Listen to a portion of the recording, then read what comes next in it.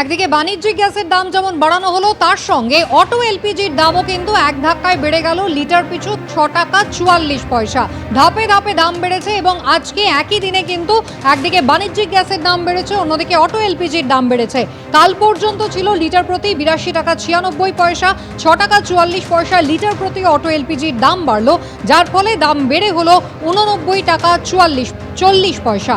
Auto জ্বালানির দাম বাড়ায় ফের বিভিন্ন রুটে অটো ভাড়া বৃদ্ধির আশঙ্কা রয়েছে।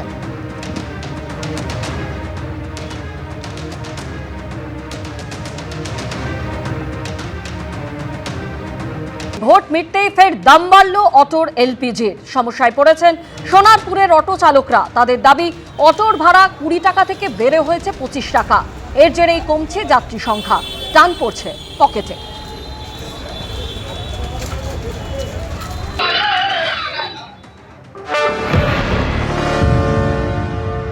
প্রচুর বেড়েছে, প্রচন্ড অসুবিধার মধ্যে আমরা চালকরা, অটো চালকরা যারা আছি। গ্যাসের মূল্য এক ছিল, এখন আকাশ ছোঁয়া আছে গ্যাসের মূল্য বৃদ্ধির কারণে আমরা বাধ্য হয়েছি ভাড়া বাড়ানোর কারণে আমাদের প্যাসেঞ্জার কমে গেছে অনেক। ফলে আমাদের দৈনন্দিন যে খরচা, সেই খরচা চালাতে আমাদের প্রচন্ড সমস্যার সম্মুখীন হতে হচ্ছে। গ্যাসের দাম বাড়ার পরে যে আমাদের সমস্যাটা, যেমন আমাদের ভাড়া তো বৃদ্ধি হয়নি, অত যদি ভাড়া বৃদ্ধি করার চিন্তা ভাবনা করি আমরা, তাতে আমাদের প্যাসেঞ্জার কমছে। প্যাসেঞ্জার কমে যাওয়া মানে আমাদের এদিকে ভাড়া কম, আমাদের ইনকাম করতে পারছি না। বিধানসভা ভোট মিটতে না মিটতেই ফের অটোর জ্বালানি এলপিজির দাম বাড়লো। 83 টাকা 1 পয়সা থেকে দাম বেড়ে 89 টাকা 45 পয়সা হয়েছে, অর্থাৎ এক লাফে 6 টাকা 44 পয়সা দাম বেড়েছে, এমনটাই জানা যাচ্ছে পেট্রোল পাম্প সূত্রে। এই মুহূর্তে আমরা দেখতে পাচ্ছি মানিকতলা, কাশীপুর, উল্টোডাঙ্গা, বড়বাজার বিভিন্ন জায়গা থেকে এই অটো চালকরা তাদের অটো নিয়ে তারা এই পাম্পে এসেছেন এবং প্রচুর অটো লম্বা লাইন দিয়ে দাঁড়িয়ে রয়েছে। আমরা এই মুহূর্তে কথা বলে নেব অটো চালকদের সঙ্গে। দাম তো বাড়লো, কি বলবে? কি বলবো, কি চালানো হয়ে গেছে, চালানো অসুবিধা হয়ে যাবে। এবার চালানো অসুবিধা, গাড়ি বন্ধ করে দিতে হবে। কেন এত দাম হলে তো করবো কি, ভাড়া আমাদের বাড়িনি, আমাদের অফিসে ভাড়া বাড়িনি, তাও গাড়ি চালাচ্ছি। 52 টাকার দাম থেকে গাড়ি চালাচ্ছি, 52 টাকার দাম থেকে গাড়ি চালাচ্ছি, ভাড়া এখন অব্দি বাড়িনি, এখন 90 টাকা হয়ে গেছে।